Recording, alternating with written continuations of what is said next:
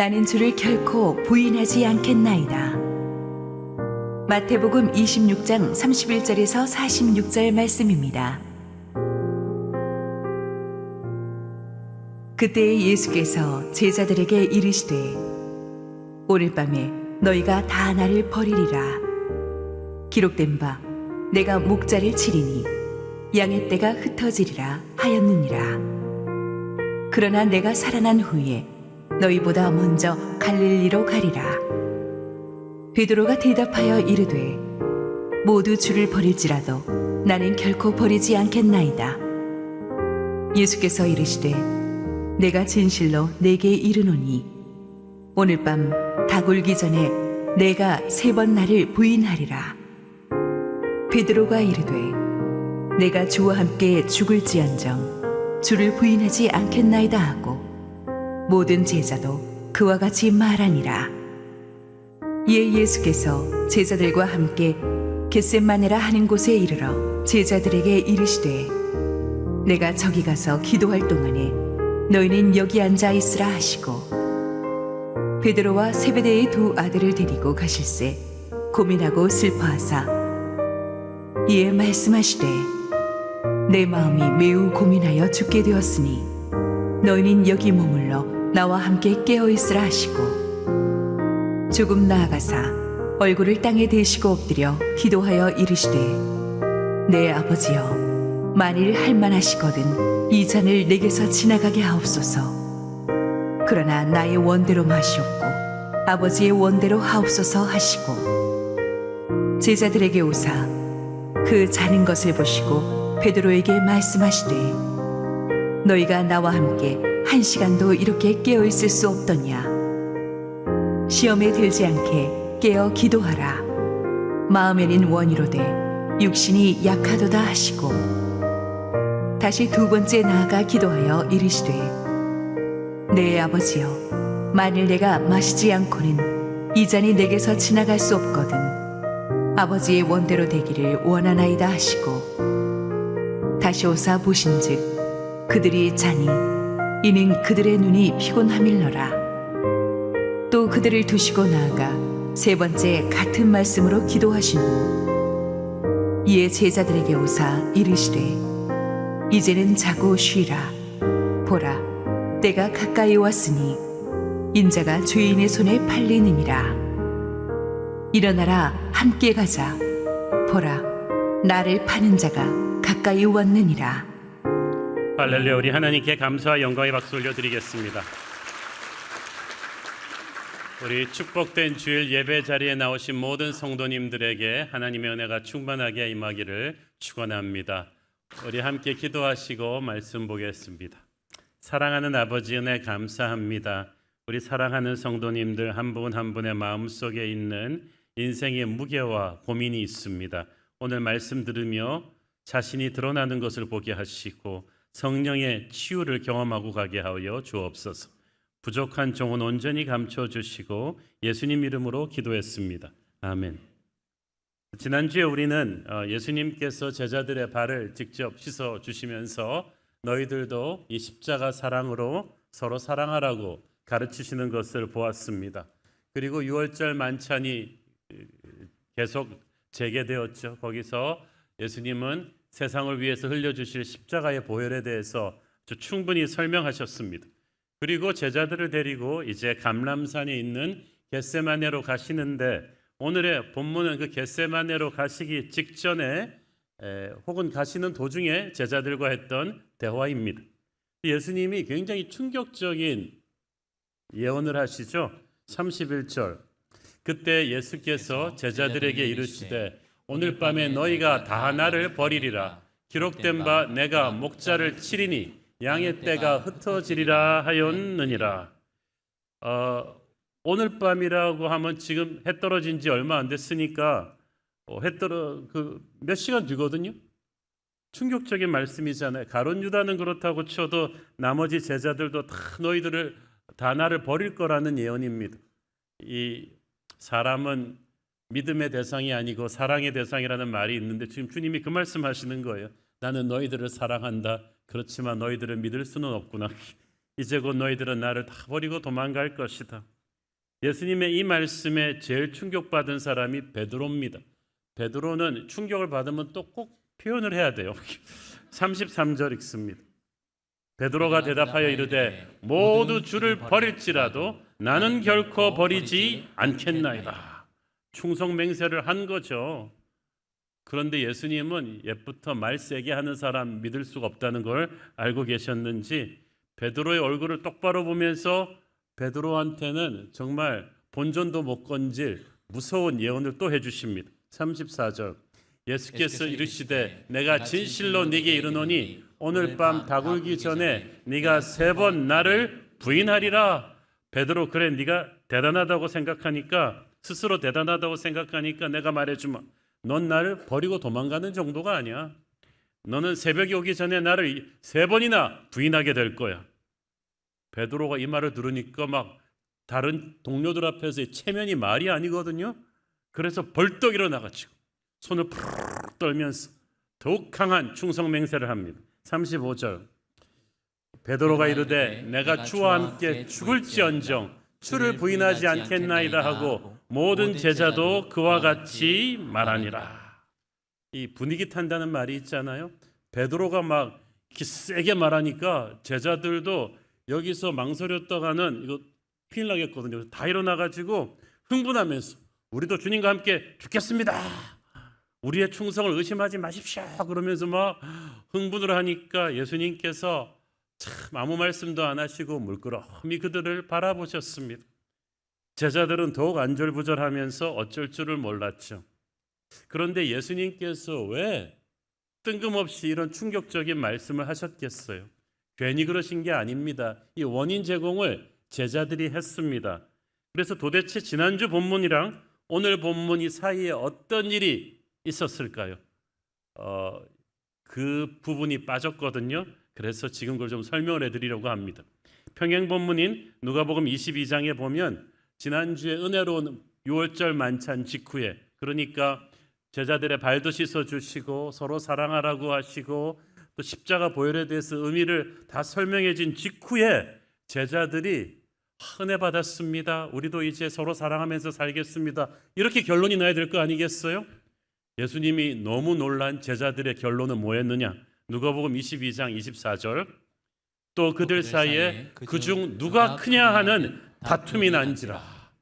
예수님이 기가 차셨을 거예요. 3년 내내 이거 가지고 싸웠는데 그래가지고 발 씻는 것부터 해서 다시 한번 가르쳐 주셨는데도 속이의 경읽기도 이런 경읽기가 없습니다. 어떻게 그 많은 설교 듣고 그 겸손하신 주님과 동고동락했으면서도 배운 게 아무것도 없어요. 하지만 주님께서는 다시 한번 인내심을 가지시고 하늘나라 리더십하고 세상의 리더십 체제가 뭐가 다른지를 세상의 권세자와 하나님의 나라 리더인 예수님과 예수님을 닮은 리더들은 어떻게 다른지를 설명해 주셨어요. 누가복음 22장 25절 예수께서 이르시되 이방인의 임금은 그들을 주관하며 그 집권자들은 은인이라 칭함을 받으며 그 당시 세상의 권세 잡은 자들이 이방인의 임금들인데 그들은 지금 세상의 주인으로서 백성들을 종으로 만들어서 자기 마음대로 지배합니다. 그 당시 유대 민족은 로마의 식민지 통치를 받고 있었으니까 이 말이 무슨 의미인지 잘 알고 있었겠죠. 세상의 왕들은 힘을 가지고 그들을 주관합니다. 마음대로 부립니다. 억압하고 착취합니다. 그러면서도 백성들 보고 나를 은인이라고 불러. 왜냐하면 내가 너희들을 먹여 살려주잖아. 마치 거리의 아이들을 데려다가 소매치기 도둑질을 시키면서 살면서 그 두목이 말하는 걸 똑같은 거예요. 너 나를 은인이라고 불러. 마귀가 그렇습니다.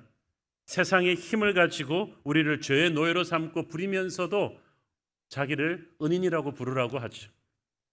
그러나 너희는 이렇지 않다. 누가복음 22장 26절 너희는 그렇지 않을지니 너희 중에 큰 자는 젊은 자와 같고 다스리는 자는 섬기는 자와 같을지니라.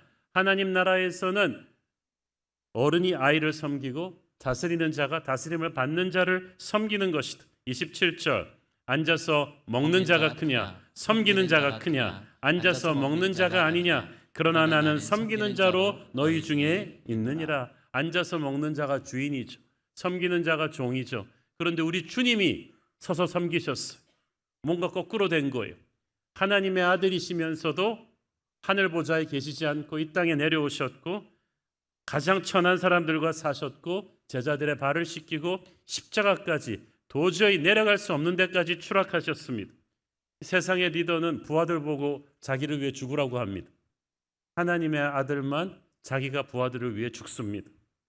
그러면서 예수님께서 말씀하셨어요. 28절 너희는 나의 모든 시험 중에 항상 나와 함께한 자들인즉 이것은 그동안의 수고에 대한 칭찬이면서 또한 도전입니다. 너희들 나와 함께 3년 지내면서 뭘 배웠느냐? 이제부터 십자가의 길을 가는 것을 나와 함께 가야만 한다. 이걸 도전하신 거예요.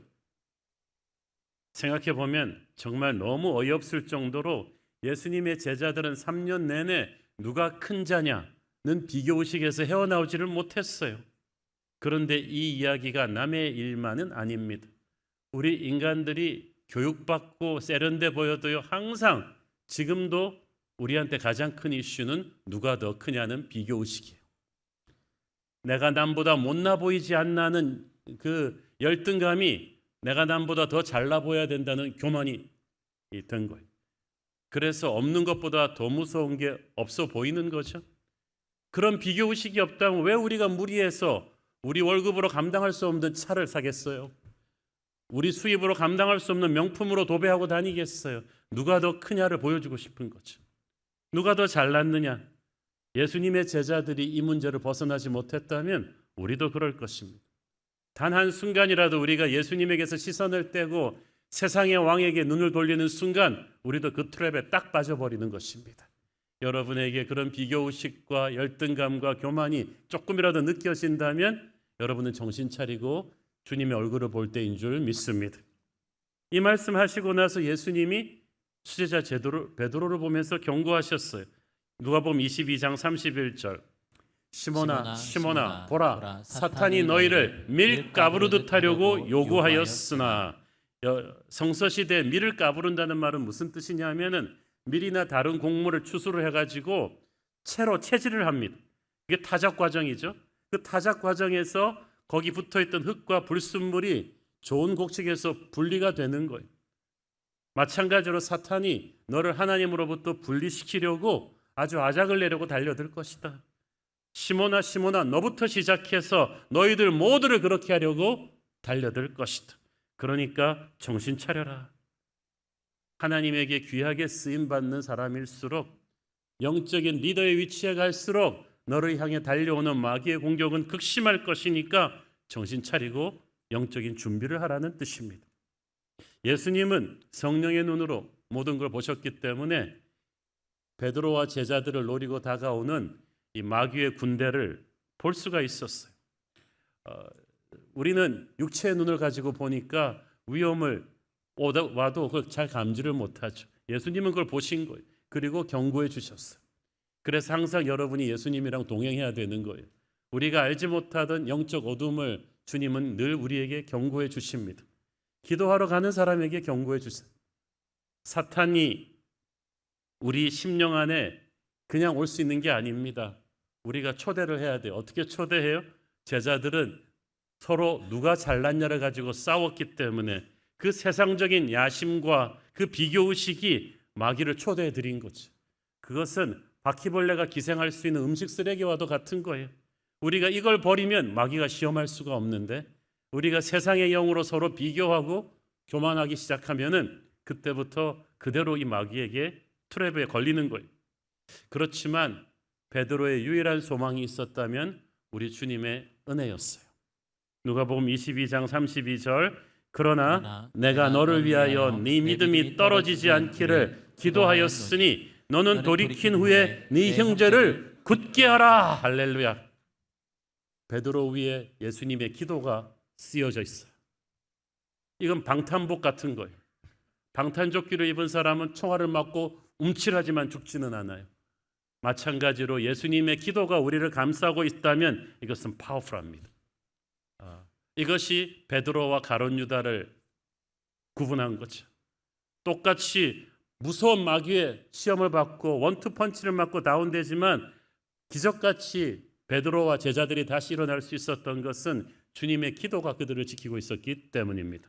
오늘도 우리 주님의 기도가 여러분을 지키고 있는 줄 믿습니다. 특별히 우리가 기도하면 주님의 기도의 불이 거기다 더 강하게 붙습니다. 사실 나의 기도만으로 하나님을 움직일 수 있는 게 아니에요. 예수님의 이름으로 기도하고 우리의 기도가 예수님의 기도를 끌어내는 거죠. 그렇게 돌이킨 후에 네 형제를 굳게 할 것이다. 네가 그렇게 회개하고 회복된 후에는 다른 사람들을 일으켜주는 영적 리더가 될 것이다. 여기서 우리는 중요한 걸 배우죠. 영적 리더는 한 번도 실패 안 한 완벽한 사람이 아니에요. 베드로처럼 바울처럼 처참하게 실패하고 무너진 분 경험이 있기 때문에 남을 도와줄 수 있는 거예요. 남을 정죄하지 않고 이해할 수 있는 거예요. 자기도 성령의 은혜 없이는 처참하게 실패해 본 경험이 있으니까 그렇게 하는 거죠. 그걸 wounded healer, 상처 입었던 치유자라고 합니다. 여기까지가 오늘 본문의 배경이에요. 이런 백그라운드가 있으니까 예수님께서 겟세마네로 가시면서 제자들한테 경고하신 거예요. 너희들 오늘 밤 다 나를 버릴 거라고. 그런데 우리의 자존심이 강해가지고 주님이 나를 진단해 주는데도 그것과 동의하지 않아요. 이상한 사람들 있잖아요. 병원에 가서 의사가 진단해 주는데 아니라고 막 지금 막 초음파 기계 CT 다 찍어서 결과가 나왔는데 아니라고. 우리를 가장 잘 아시는 주님이 나를 진단하시는데 아니라고 하는 사람이 있어. 그게 베드로예요. 33절 읽습니다. 베드로가 대답하여 이르되 모두 주를 버릴지라도 나는 결코 버리지 않겠나이다. 여기서 모두는 누구예요? 다른 제자들 말하는 거지.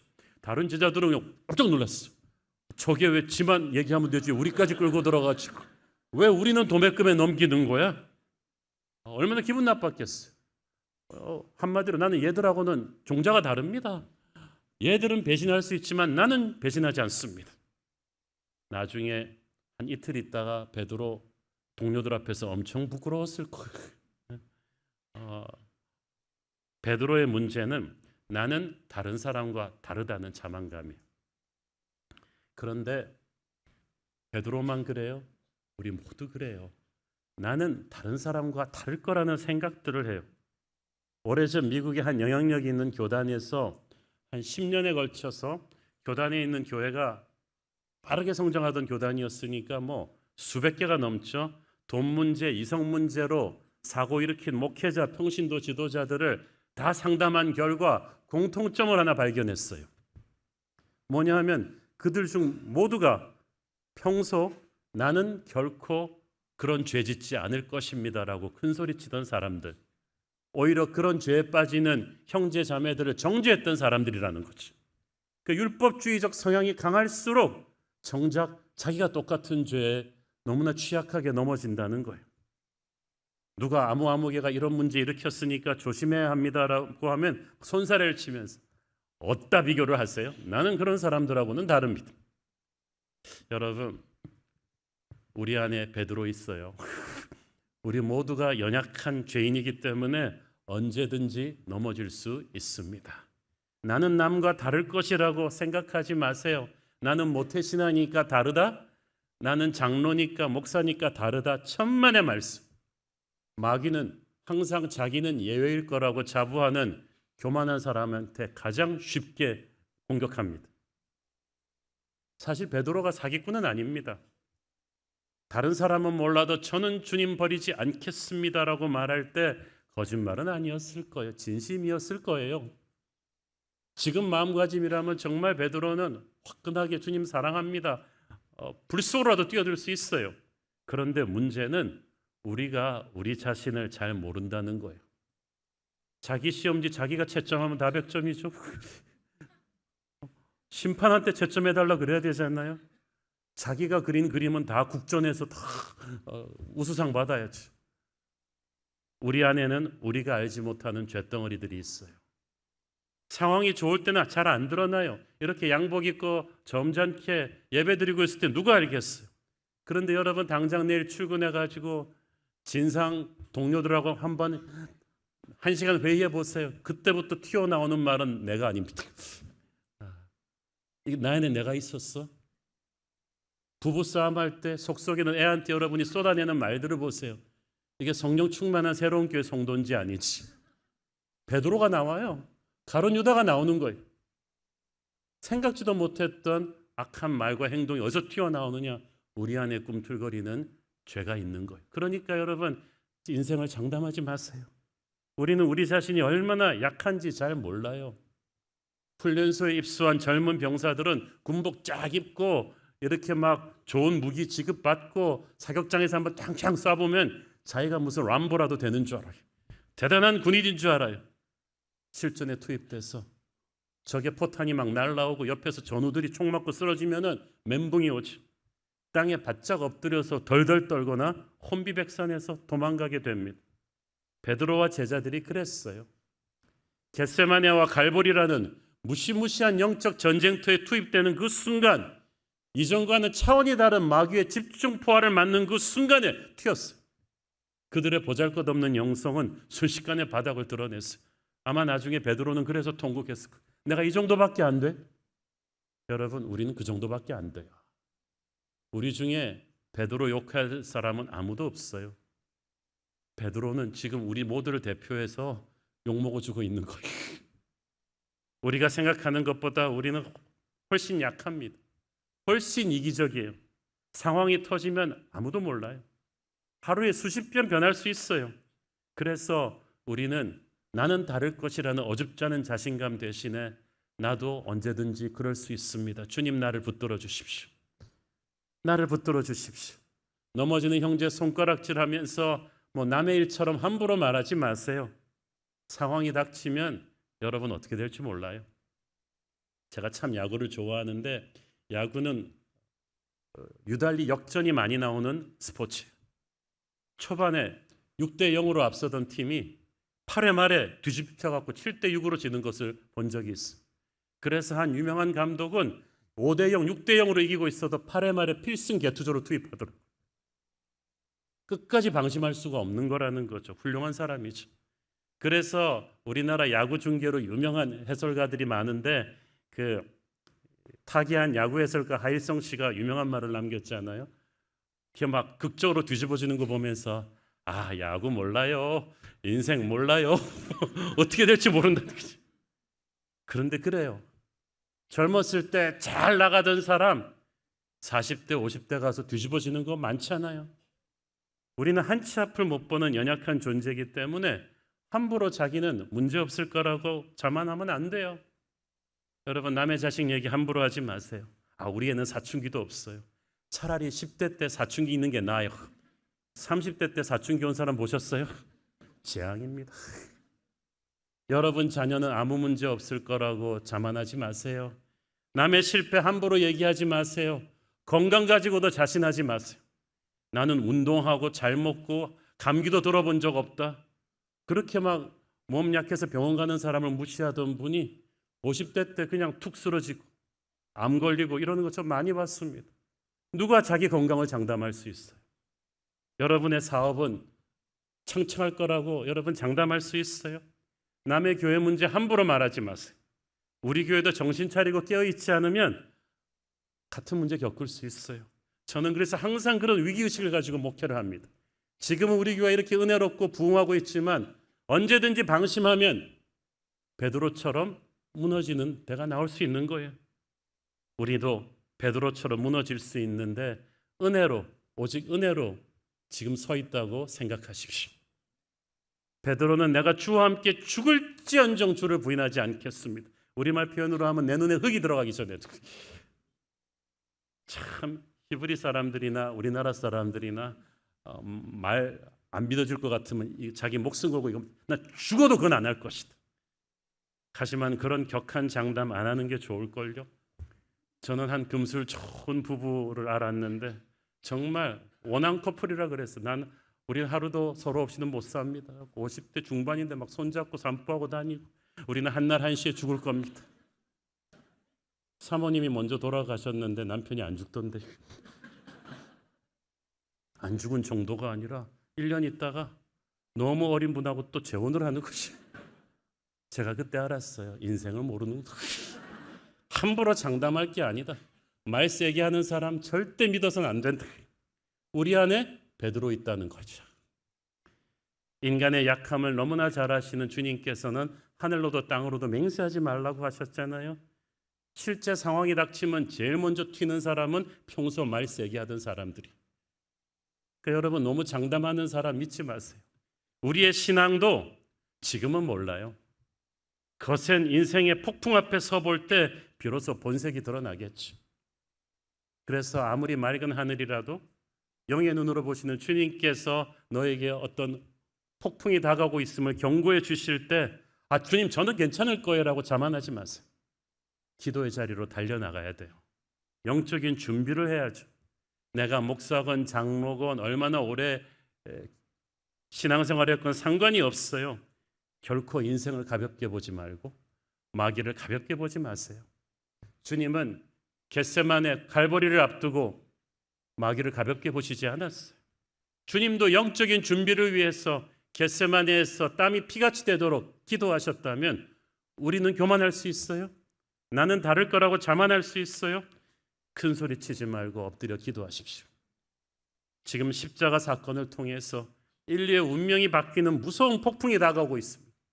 마귀는 이걸 저지하기 위해서 예수님과 예수님 제자들에게 지금까지 가졌던 모든 화력을 총동원해서 공격해 올 거예요.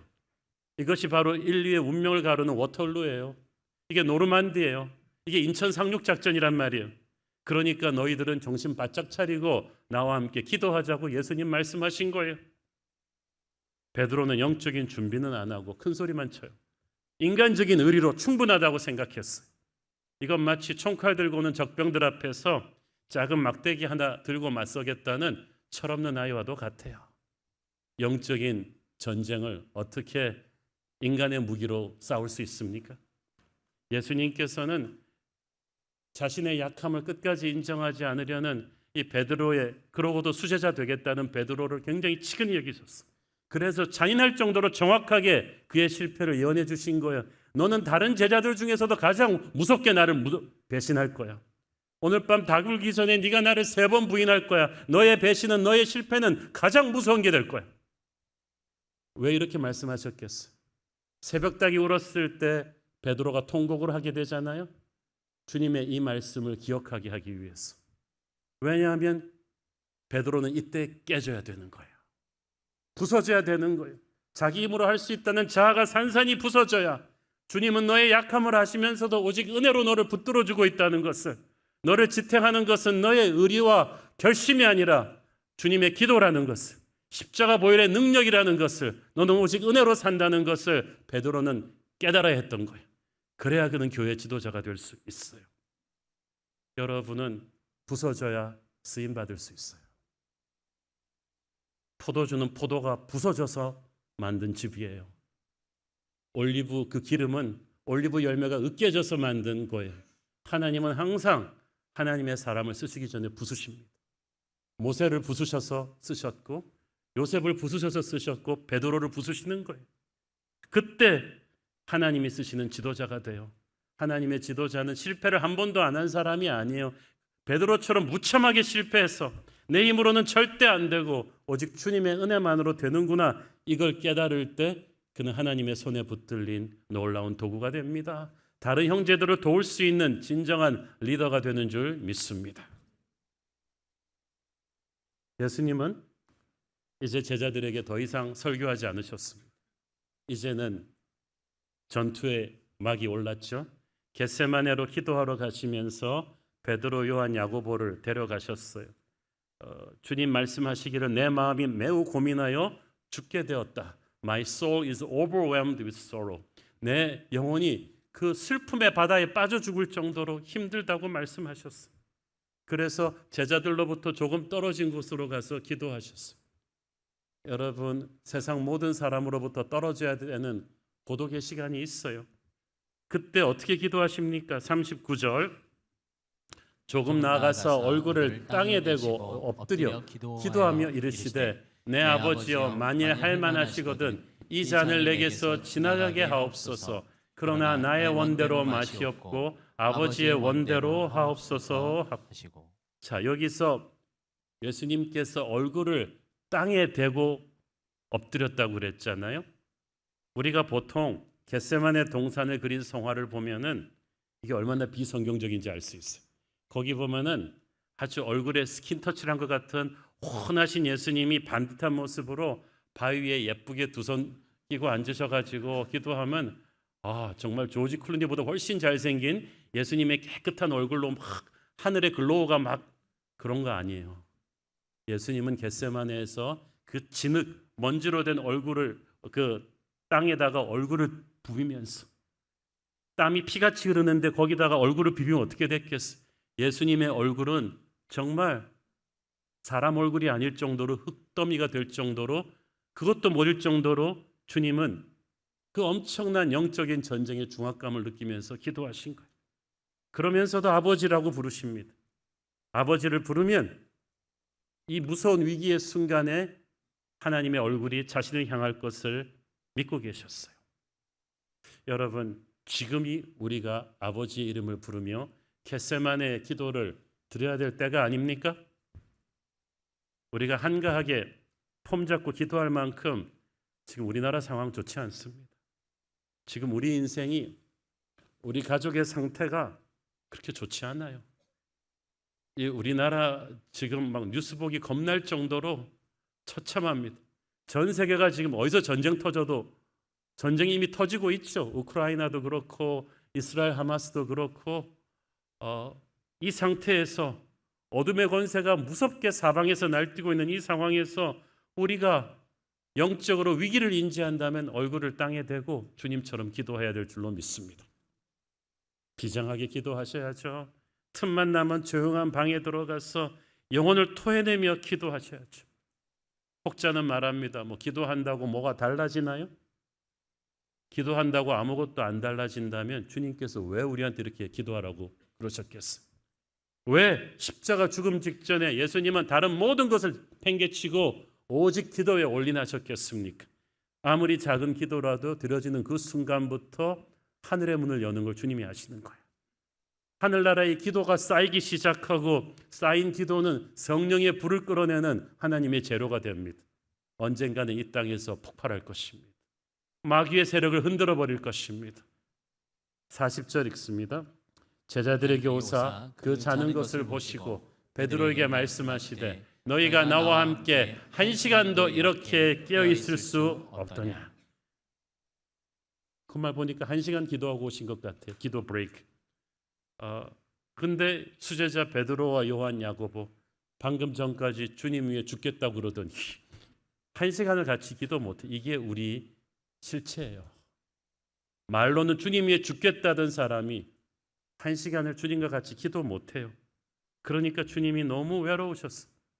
사실 이 믿음 약한 제자들을 데리고 간 것은 옆에서 그나마 이 위기의 순간에 기도의 동역자가 되어주기를 바라셨을 텐데 올해도 아니고 1시간을 같이 기도 못하는 거예요. 40절 43절을 보니까 주님이 그 다음부터 또 1시간 있다 또 오셔서 깨우시고 또 오셔서 깨우셨는데 계속 일어나지를 못해요. 잠에 취했다고 봐야죠. 41절에 뭐라고 말씀하십니까? 시험에 들지 않게 깨어 기도하라. 마음에는 원이로되 육신이 약하도다 하시고. 저는 정말 주님이 정말 착하신 분이라고 생각합니다. 마음은 원하긴 뭐가 원했겠어요. 제자들은 다가올 미래를 걱정하고 근심을 기도보다 더 많이 하니까 피곤해 지쳐서 그냥 잠이 들어버렸어요. 육체로 기도하는 거는 10분 만에 잠이 듭니다. 기도는 그래서 영으로 하는 거죠. 이 겟세마네에서 졸고 기도하지 못했던 제자들의 기도가 언제 달라져요? 오순절 성령 받고 달라져요. 그 다음부터 그들의 기도는 막 불을 뿜죠. 안진뱅이를 일으키고 감옥문을 열어 제끼는 그 성령의 기도를 하게 되는 거지. 저는 여러분의 육의 기도가 깨어지고 성령 기도를 체험하기를 바랍니다. 하늘의 불을 받고 기도하는 거죠. 시험에 들지 않게 깨어 기도하라는 말은 기도하지 않으면 반드시 시험에 들 것이다. 기도하지 않는 시간은 반드시 시험에 들 것이다. 기도하지 않는 집은 반드시 시험에 들 것이다. 기도하지 않고 버린 일은 반드시 시험에 걸릴 것이다. 기도하지 않는 사람의 심령은 항상 마귀의 시험거리로 부글거릴 것이다. 예수님이 겟세마네로 가신 것은 다가올 영적 전쟁을 위한 영적 준비를 하기 위함인데 베드로와 제자들은 큰 소리 칠 줄만 알았지 영적인 준비를 못한 거예요. 주님이 이겨야 될 시험이 십자가를 피하지 않고 감당하는 것이라면 제자들에게 주신 시험은 그 주님과 끝까지 함께하는 거였어요. 그런데 그들은 그 시험에서 무너졌죠. 기도한 자만이 시험을 통과할 수가 있었어요. 시험에 들지 않게 깨어 기도하라는 예수님 말씀은 오늘 우리에게도 꼭 필요한 말씀 아니겠습니까? 여러분, 우리가 실패하고 무너지는 것은 우리가 능력이 꼭 부족해서도 아니고 노력이 부족해서도 아닙니다. 시험에 들기 때문이에요. 시험에 들었다는 것은 마귀가 영적인 바이러스를 집어넣었다는 거예요. 예수님을 끝까지 따라가지 못하게 하는 바이러스를 집어넣었어요. 하나님을 믿되 모든 것을 다 걸고 믿지는 못하게 하는 바이러스가 들어왔어요. 하나님에게 드리는데 최고가 아닌 남은 걸 찔끔 드리는 그 바이러스가 들어온 거예요. 나는 다른 사람과 다를 거라는 교만의 바이러스가 들어온 거예요. 평소에는 괜찮다가 결정적인 때에는 비겁해지는 그런 바이러스가 내 안에 들어온 거예요. 믿음으로 잘 시작했던 게 나중에 다 빗나가 버리는 거. 동료들끼리, 형제들끼리 서로 싸워지게 하고 오해하게 하고 갈라지게 하는 바이러스가 들어온 거예요. 하나님의 일을 세상의 힘으로 하도록 막 비틀어버린 그 바이러스가 기도로 영적 백신을 맞지 않은 우리에게 들어온 것입니다. 그러니까 무너지는 거죠. 하나님의 사람이 기도하지 않으면 마귀가 벌떼처럼 달려듭니다. 특히 우리가 성공하면 할수록 달려들기 때문에 조심하셔야 돼요. 저는 직분 받는 분, 사회에서 승진한 분, 돈을 많이 번 분, 소원을 성취한 분에게 반드시 이야기합니다. 지금부터 영적인 위기가 올 것입니다. 정신 차리고 깨어 기도하지 않으면 시험 들 것입니다. 여러분, 시험 들면은 너무 무서워져요.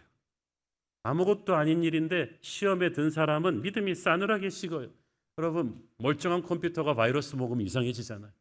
갑자기 모든 프로그램이 막 슬로우해지기 시작하고 시험 먹은 영혼도 그렇습니다. 영적으로 바이러스가 걸렸기 때문에 일단 둔해져요. 영적으로 차가워져요. 은혜가 있는 자리에서도 은혜를 받지 못하는 거예요. 그럼 영적인 능력이 마비되죠.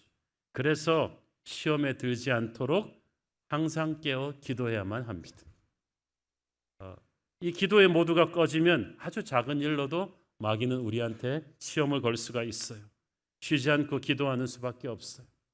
우리의 가장 큰 적은 기도하지 못하게 하는 세력이에요. 바쁘다는 핑계로, 피곤하다는 핑계로 자꾸 기도가 뒷방으로 밀려나면 여러분은 백발백중 마귀의 바이러스에 걸릴걸요. 사랑하는 여러분, 지금이 기도할 때입니다. 그래서 시험을 이길 때인 줄 믿습니다. 시험을 기도로 이긴 사람은 예수님처럼 됩니다. 46절, 일어나라 함께 가자. 보라, 나를 파는 자가 가까이 왔느니라. 예수님은 이제 기도를 통해 십자가 전쟁을 감당하실 준비가 되었어요. 기도했다고 갈보리가 없어진 건 아니에요. 오히려 갈보리 십자가가 가까이 다가왔는데 주님은 기도를 통해서 이걸 감당할 수 있는 준비가 되신 거예요. 모든 고민과 슬픔이 사라졌습니다. 전쟁은 피한다고 해결되는 게 아닙니다. 내가 준비되어 나가서 적군을 무너뜨릴 때 전쟁이 끝나는 것처럼 우리는 기도를 통해 무장하고 우리 앞에 다가온 영적인 전쟁을 담대히 치러내야 될 줄로 믿습니다. 사랑하는 여러분, 오늘 무너지는 베드로를 보면서 우리가 배워야 될 레슨은 딱 하나, 오직 은혜만 의지하고 살아야 된다는 거예요. 세상에 제일 못 믿을 게 자기 자신이에요. 다 주를 버릴지라도 나는 결코 주를 버리지 않겠나이다. 베드로는 그때까지 진심이었을 거예요. 자기 자신을 믿었던 거예요. 그런데 하루도 못 가서 베드로의 진심은 바닥을 드러내게 되죠. 영적인 전투에서 여러분의 진심과 의지는 소용이 없어요. 기도 없는 열심은 아무것도 아니에요. 베드로는 큰 소리만 쳤지 겟세마네에서 기도로 영적 준비를 해놓지 않았어요. 실전에서 그냥 무너지잖아요. 예수님께서 그래서 우리의 연약함을 경고해 주시고 기도로 준비하라고 하실 때가 있습니다. 그때 베드로처럼 주님과 싸우지 마세요. 주님, 저는 그럴 리 없어요. 저는 저런 사람들하고는 달라요. 다르긴 뭐가 달라요? 여러분, 항상 오늘 설교 끝나고 그 기억, 내 안에 베드로 있다. 나 베드로보다 잘난 사람 아니다. 그 생각을 꼭 하고 사세요. 베드로를 무너뜨릴 수 있는 마귀가 나를 못 무너뜨린다고 생각하지 마세요. 베드로와 우리의 차이는 우리가 겸손하게 주님의 손을 잡는 것뿐이에요. 주님, 그렇습니다. 저도 충분히 가능성이 있는 죄인이니까 저 좀 붙들어 주세요. 겸손히 주님 앞에 나의 약함을 항상 인정하고 살 때 주님이 우리를 붙잡아 주시는 줄 믿습니다. 훗날 성령 받은 베드로가 그렇게 됐잖아요. 그 다음부터 사도행전의 베드로는 복음서의 베드로와 달라요. 큰 소리 치지 않아요. 무서운 시련이 올 때마다 기도와 말씀으로 돌파합니다. 그러니까 초대교회는 엄청난 영적인 승리와 부흥을 경험하지 않아요? 진짜 영적 강자는 나는 남과 다르다, 나는 죽어도 안 한다, 이런 큰 소리 친 사람이 아니에요. 진짜 영적 강자는 자기의 연약함을 항상 인정하고 살아가는 사람. 내 안에 베드로 있습니다. 내 안에 가룟 유다 있습니다. 그러나 나는 주님의 능력으로 살아날 것입니다. 이렇게 할 때 주님께서는 약할 때 강함 되실 줄 믿습니다. 기도하겠습니다. 주님, 은혜를 감사합니다. 베드로를 통해 우리 자신을 보게 하시니 감사합니다. 영적 실력 없으면서 큰 소리만 쳐서 무너지는 우리의 모습입니다. 나는 다른 사람과 다를 거라고 생각하는 교만이 오늘 꺾어지게 하여 주시고 내 안에 베드로 있음을, 내 안에 연약함이 있음을 늘 인정하고 오직 주의 은혜로 살게 하옵소서. 예수님 이름으로 기도했습니다. 아멘.